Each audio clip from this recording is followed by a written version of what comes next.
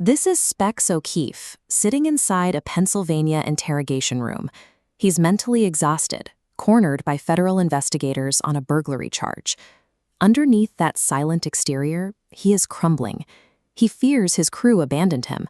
He is agonizing over a sick sister back home, and he is worried about his hidden cut of a stolen fortune. In a matter of hours, the pressure will break him.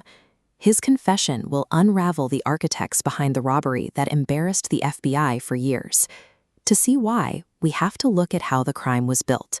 The most efficient heist in American history was defeated by the frailty of a single human mind.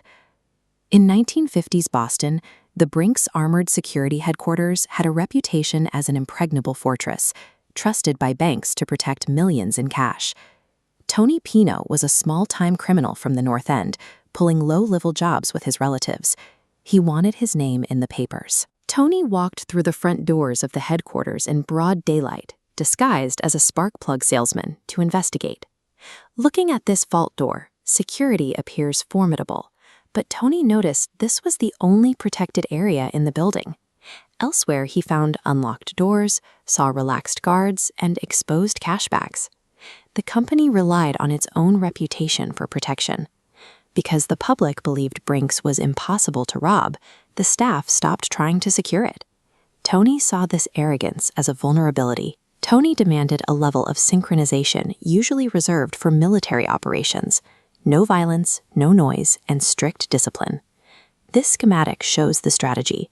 Tony had to contain erratic personalities, unstable veterans, greedy store owners, hardened criminals, within a single, rigid plan. For months, they tracked guard rotations and delivery schedules from nearby rooftops. The nodes now align, acting in unison. On the night of January 17, 1950, the surveillance period ended and the execution began. Masked and gloved, the crew bypassed the unlocked doors. They moved through the building, tying up employees and moving with silent efficiency. In minutes, they cleared out $1.2 million in cash and $1.5 million in checks and securities. The gang vanished before the local police understood what had happened. By imposing strict logic on his crew, Tony bypassed the physical security systems of the nation's most trusted company. The physical robbery was over. Now the crew faced the difficulty of hiding the largest haul in the country's history. The tension spiked when the fence, Joe McGinnis, claimed he had burned $50,000 in cash because the serial numbers were traceable. The crew suspected Joe was stealing from them. Their discipline collapsed, replaced by a growing fear of betrayal. Months of planning had defeated the alarms, but the gang had no defense against their own greed. Which brings us back to Specs O'Keefe.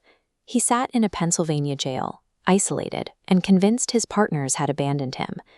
J. Edgar Hoover's FBI focused all their pressure on Specs. They knew he was the weakest link in the chain. Specs confessed. His testimony led to the arrest of Tony Pino and his crew. The heist wasn't solved by technology or deduction. It ended because one member chose to protect himself. As Tony Pino was taken to jail, people on the streets of Boston cheered for him. The gang had exposed the vulnerabilities of a massive institution without killing anyone. To the public, they were folk heroes.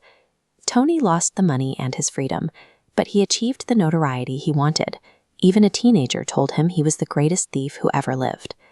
The Brink's robbery shows that no security system is stronger than the people operating it. Human nature remains the one vulnerability that can't be patched.